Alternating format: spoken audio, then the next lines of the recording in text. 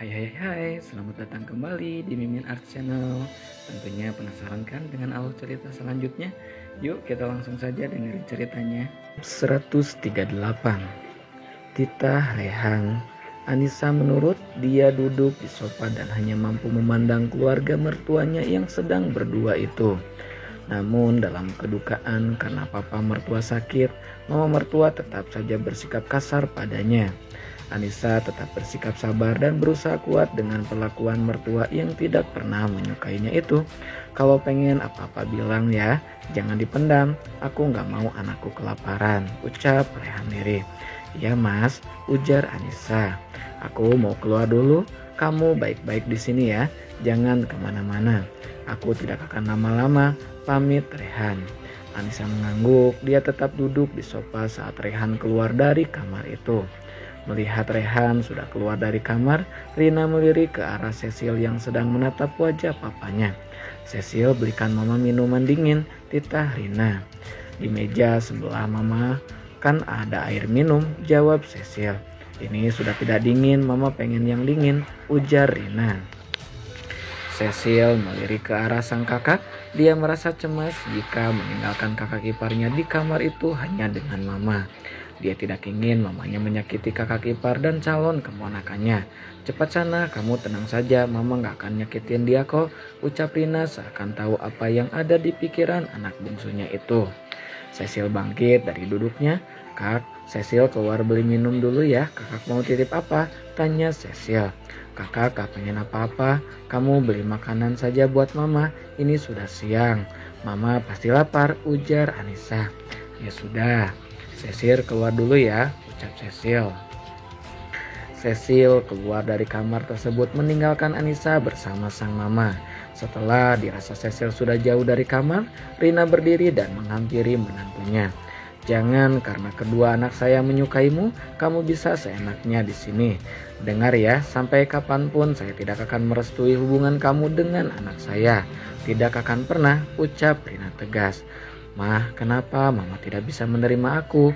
Apa salahku sama mama? Aku istri Mas Rehan dan sekarang aku juga sedang mengandung anak Mas Rehan. Harusnya mama senang karena sebentar lagi akan memiliki cucu mah, ucap Anissa. Apa salahmu? Kamu ingin tahu apa salahmu?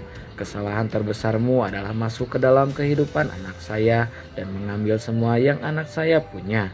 Kamu tahu dengan adanya kamu, Rehan sekarang tidak lagi mau mendengarkan apa kataku.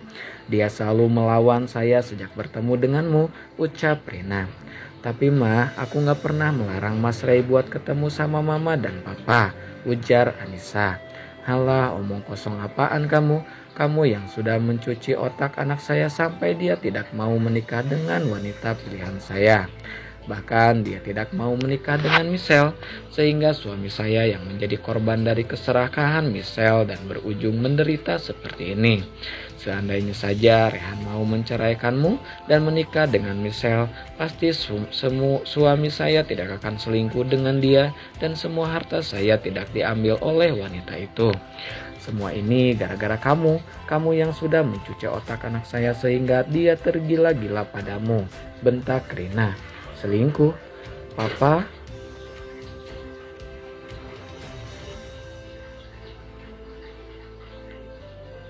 Selingkuhin mama? Tanya Anissa tak percaya. Ya, saya diselingkuhi oleh suamiku dengan mantan Rehan sendiri. Kamu pasti senang mendengarnya kan? Mau tertawa? Tertawa saja sepuasmu. Saya yakin nasibmu akan sama seperti apa yang saya alami sekarang.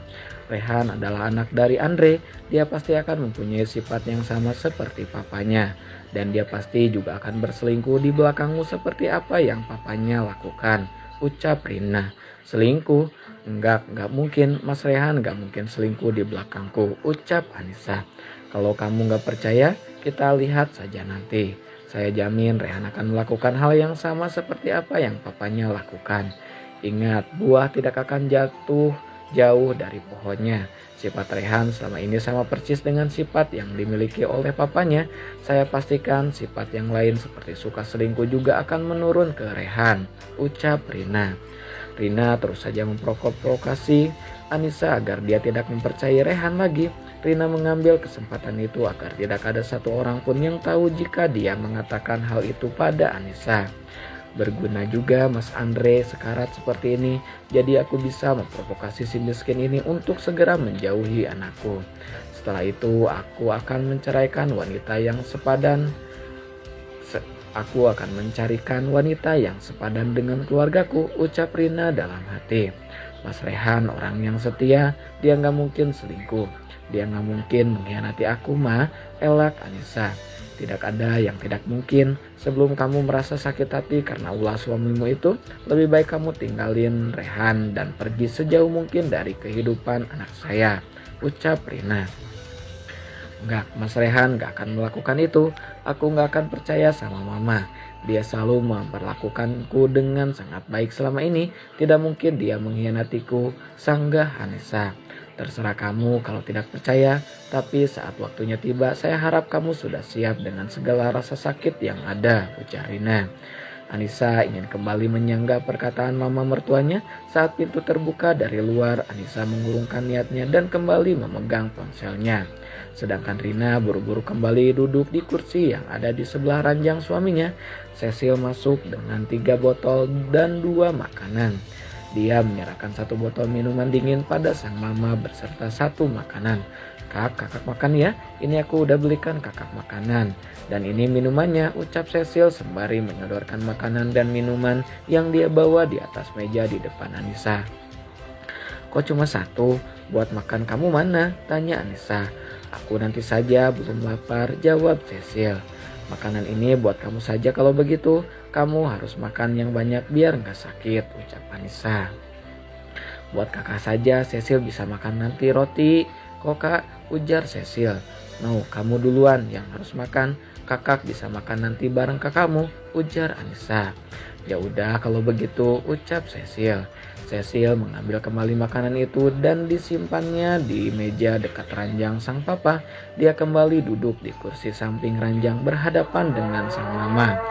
Anissa kembali memandangi ponselnya, namun pikirannya melayang buana entah kemana. Dia terus teringat-ingat perkataan mama mertuanya tentang perselingkuhan papa mertua. Ucap Rina terngiang-ngiang di telinga Anissa tentang bagaimana Rehan akan bersikap sama seperti papanya di kemudian hari. Hatinya gundah dan gelisah. Dia mulai takut dengan ucapan itu. Dia takut dengan kebaikan Rehan selama ini yang selalu melakukan dirinya akan berimbas buruk di kemudian hari. Dia takut jika Rehan berbuat hal yang sama seperti papa mertuanya itu. Anissa menghela napas panjang dan mengembuskannya perlahan. Diterimanya rasa takut itu dari pikirannya agar tidak menjadi terlalu overthinking pada Rehan.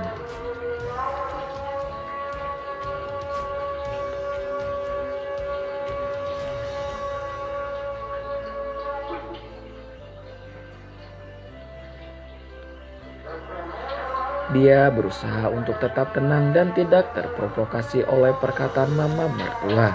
Namun nyatanya itu sangat sulit sekali, meskipun hanya ungkapan semata tanpa bukti, tapi berhasil membuat Anissa terus berpikir negatif. Apalagi yang mengatakan itu adalah ibu dari sang suami yang sudah pasti tahu segala tentang sang suami. Jam menunjukkan pukul 5 sore, Rehan kembali ke kamar tempat papanya dirawat. Dilihatnya sang istri yang masih duduk di atas sofa seperti sebelumnya, lalu dia melangkah menghampiri Anissa. Sayang, maaf aku lama keluarnya, ada urusan yang harus aku kerjakan, ujar Rehan.